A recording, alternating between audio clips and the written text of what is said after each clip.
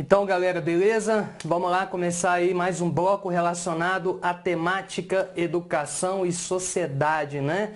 Temática essa que traz aí algumas implicações da pedagogia e da educação de maneira ampla nas dimensões filosófica, política, sociológica, etc. Então, olha só, no bloco anterior eu falei um pouquinho sobre a Idade Média. Então falamos sobre modelo de produção, classes dominantes, classe emergente, forma de pensamento, regime de governo, certo? E aí nós dissemos também, falamos um pouquinho sobre a fase de transição da Idade Média para a Idade Moderna, intitulada aí de mercantilismo. Elencamos algumas características importantes sobre a questão do mercantilismo, dentre elas a expansão das grandes navegações marítimas, expansão do comércio, né? Procura por matéria-prima, metais preciosos, enfim.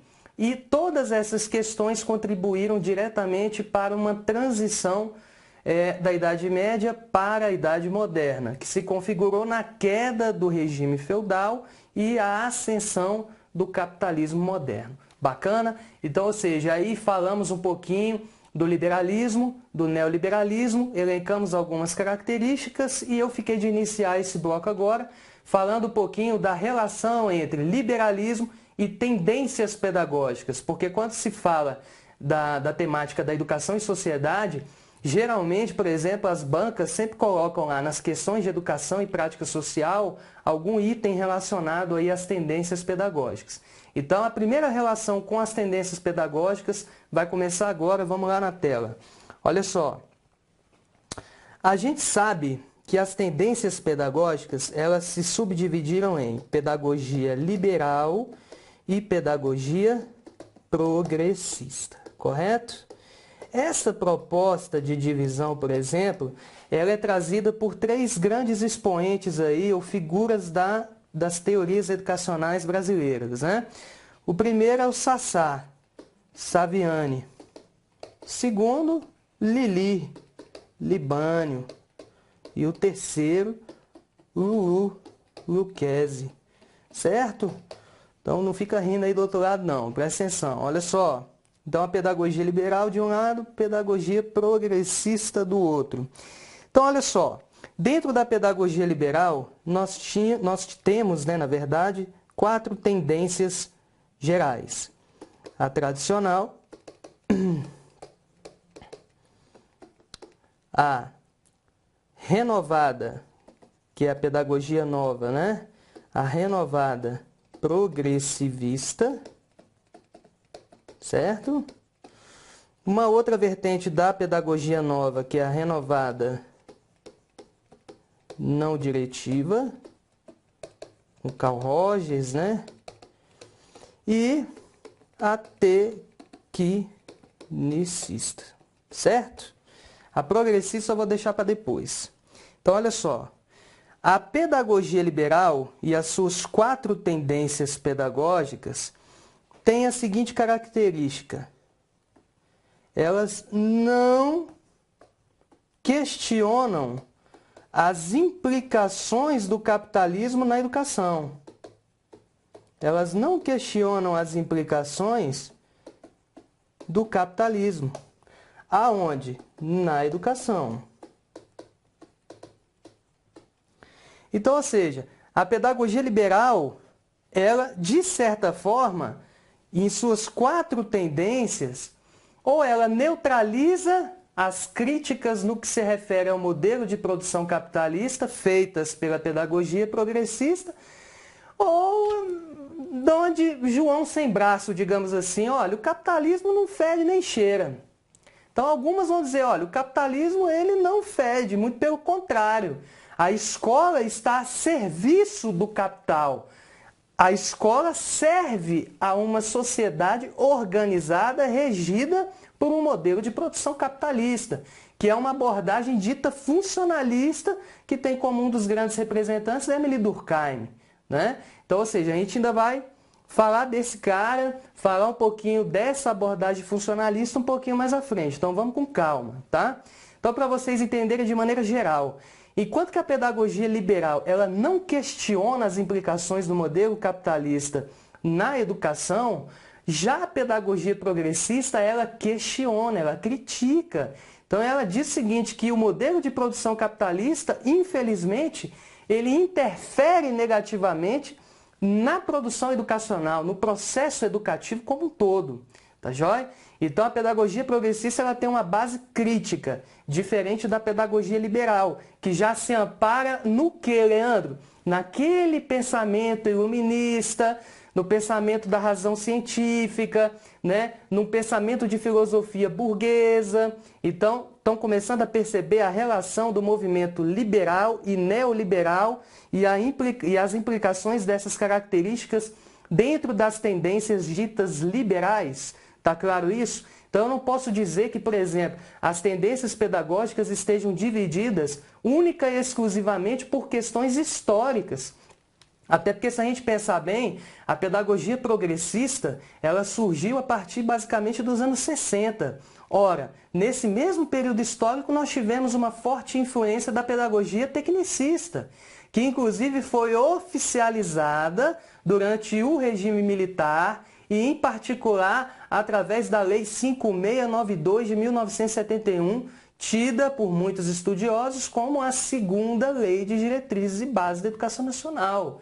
Então, ou seja, não foi por uma mera questão histórica essa divisão do Lili, do Sassá e do Lulu. Pelo contrário. Então, essa divisão aí, ela tem uma marca liberal, econômica, baseada aí no modelo de produção capitalista, de um lado, e do outro, já uma base crítica, associada ao pensamento ou à doutrina dita marxista, que é outra corrente que a gente vai falar um pouquinho mais à frente aí já já.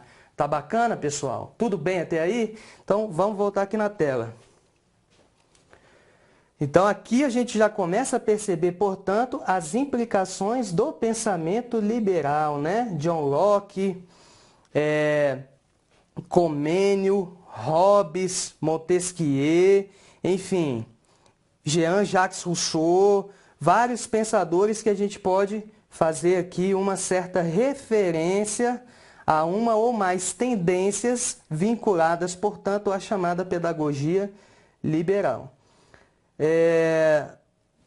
E aí agora eu queria fazer um paralelo com vocês no que diz respeito a dois conceitos aqui também de suma importância para a prova. Qualidade social e qualidade total, né? Então, quando se fala da qualidade social, moçada, o elemento-chave aqui é a formação de cidadania. Formação de cidadania. Então, ou seja, ao tratarmos de formação de cidadãos, nós estamos falando o quê? Da importância da educação enquanto um instrumento que contribui para a formação de cidadãos críticos, cidadãos reflexivos, cidadãos que contribuam ativamente para a transformação da realidade social. Então, esse é um ponto importante e é uma marca aí que nós podemos trazer enquanto referência a esse conceito da qualidade social. E a questão da qualidade total, voltando lá na tela. Então, quando se fala da qualidade total, aqui nós já temos implicações o quê? De mercado. Então, ou seja, uma educação mercadológica, base, portanto, de mercado. Ou seja, formação de mão de obra para o trabalho. Então, formar mão de obra técnica para o trabalho. Beleza. O conceito de qualidade total, portanto, ele se ampara num pensamento de base liberal e neoliberal. Então, muito cuidado lá na prova. Não façam confusão entre o conceito da qualidade total com o conceito da qualidade social. Então, uma qualidade social, ela está mais preocupada com os aspectos da transformação, da mudança da sociedade, né, a formação de cidadãos críticos, etc. Então, podemos fazer uma ligação do conceito da qualidade social com a pedagogia de base o quê, Leandro? Aqui, ó, com a pedagogia de base progressista. Tá certo? com a pedagogia de base progressista. Diferente do conceito de qualidade total, que já se associa mais especificamente a uma ótica de pensamento liberal. Bacana? Tanto liberal quanto neoliberal. Então, os princípios neoliberais, eles se associam ao conceito da qualidade total. Então, é o seguinte, moçada, muito cuidado, muita atenção com relação a esses dois conceitos, a qualidade social e a qualidade total. E esses termos, eles costumam aparecer em questões relativas a tópicos de gestão educacional. Então, são duas temáticas aí que eles costumam fazer a relação com itens ou questões relativas à educação e prática social. Então, ou seja, as implicações que estão por trás do conceito tanto da qualidade social quanto da qualidade total. É importante também a gente trazer aí a referência teórica, né, desses dois conceitos, já que o estudo da qualidade da educação, ela permeia esses dois âmbitos e são trazidos por um teórico argentino chamado Pablo Gentili, tá? Então vou anotar aqui para que vocês tenham também essa referência aí em prova, tá bom? Então pode aparecer algum texto aí desse camarada chamado Pablo Gentili. Não é Pablo Escobar, tá? Nem Danilo Gentili, Pablo Gentili, beleza? Vamos lá, piadinha sem graça, né, Leandro? Olha só, aí dando sequência, vamos fazer aí um exercíciozinho, né? Um dos itens aí que nós já vimos em prova, que fala o seguinte: a institucionalização das pedagogias progressistas, ou seja, críticas, tem sido facilitada pelo processo de globalização da economia capitalista. Bom, quando se fala da globalização, ela se associa às questões do neoliberalismo, correto? Então, quando se fala de globalização, nós estamos falando da ruptura às fronteiras econômicas, políticas, sociais, culturais, ok? Então nós estamos falando de uma ruptura, ou seja, um rompimento a essas fronteiras aí econômicas, políticas, etc. Então isso daqui, esse conceito da globalização, ele está associado ao modelo neoliberal. Eu posso dizer então que as pedagogias progressistas têm sido facilitadas, no caso a institucionalização dessas pedagogias, tem sido facilitada pelo processo de globalização da economia capitalista? Errado, né, gente? Então, ou seja, não há uma relação aí entre pedagogia progressista e desenvolvimento, perdão, saliva. Então, não há uma relação entre as pedagogias progressistas e o desenvolvimento do pensamento neoliberal e globalizante. Então, ou seja, o item está errado. Bacana? Beleza. Vamos lá agora na nossa primeira corrente do campo da sociologia, intitulada de positivismo, né? Então, ou seja, positivismo enquanto uma corrente filosófica, sociológica, né? Filosófica e sociológica. O positivismo, ele surgiu, galera, lá basicamente no século XIX, né? Então nós tivemos a origem do pensamento positivista a partir do século XIX e teve como grande expoente ou como grande referência o francês Auguste Comte, também chamado, né, o positivismo, ele pode ser chamado de sociologia científica. E por que isso? Porque esse camarada aqui, galera, o Comte, ele foi o primeiro camarada a fazer a relação entre fenômenos sociais e ciência. Então, Comte falava o seguinte: precisamos estudar os fatos e fenômenos sociais tomando por base princípios científicos e não tomando por base meras especulações filosóficas. Então, precisamos trazer a ciência para junto do estudo da sociedade como um todo. Então, daí a primeira corrente que contribuiu diretamente para o surgimento das chamadas ciências sociais, né? Então, ou seja, a sociologia. Então, também chamada aí de sociologia científica. Então, uma das ênfases apontadas, portanto, pelo positivismo foi a importância da cientificidade, tá? A importância da cientificidade. Então, a cientificidade associada à questão dos conteúdos curriculares. Então, ou seja, qual é a pedagogia que faz essa relação da importância dos conteúdos no processo de ensino-aprendizagem? ênfase nos conteúdos do processo. Então, está aí a pedagogia tradicional, pedagogia liberal tradicional. Então, essa é uma relação importantíssima de prova, tá? Relação entre a pedagogia de base liberal tradicional e a corrente positivista. Então, ênfase nos conteúdos da aprendizagem, até porque quando se fala da ênfase dos conteúdos, nós estamos falando também da importância de uma educação de base intelectual, uma educação, portanto, conteudista. Então, relação importante, portanto, entre positivismo e pedagogia liberal tradicional. Voltando aqui na tela. Outra característica importante aí da corrente positivista. O todo só pode ser explicado pelas partes que o compõem, né? Então, ou seja, eu só posso compreender um fenômeno sociológico na sua totalidade a partir das partes que o compõem, né, enquanto fenômeno sociológico a ser investigado. E um outro ponto importantíssimo é a Lei dos Três Estados criada por Augusto Comte, onde ele dizia o seguinte, que o desenvolvimento do conhecimento, ele partiu de um estado dito teológico, um estado, portanto, baseado num pensamento religioso, né?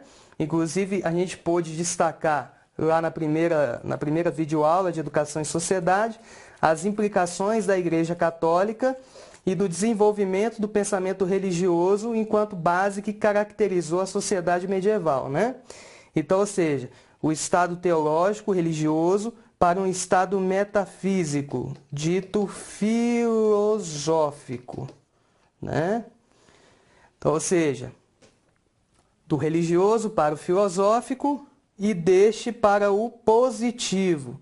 Então, o que representa o positivo? Daí o termo positivismo. Científico.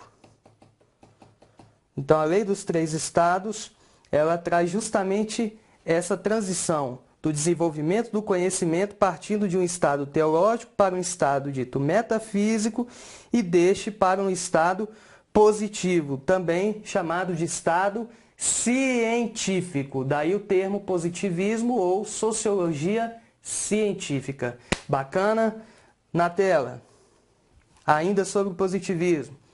Para fazer ciência, é preciso lidar com fatos objetivos. E o objetivo passa a ser somente aquilo que pode ser observado, medido, palpado. Então é isso, pessoal. Quando se fala de somente aquilo que pode ser observado, medido, palpado, para se fazer ciência, é preciso lidar com fatos objetivos, né? Com objetos que sejam possíveis serem, portanto, medidos, observados.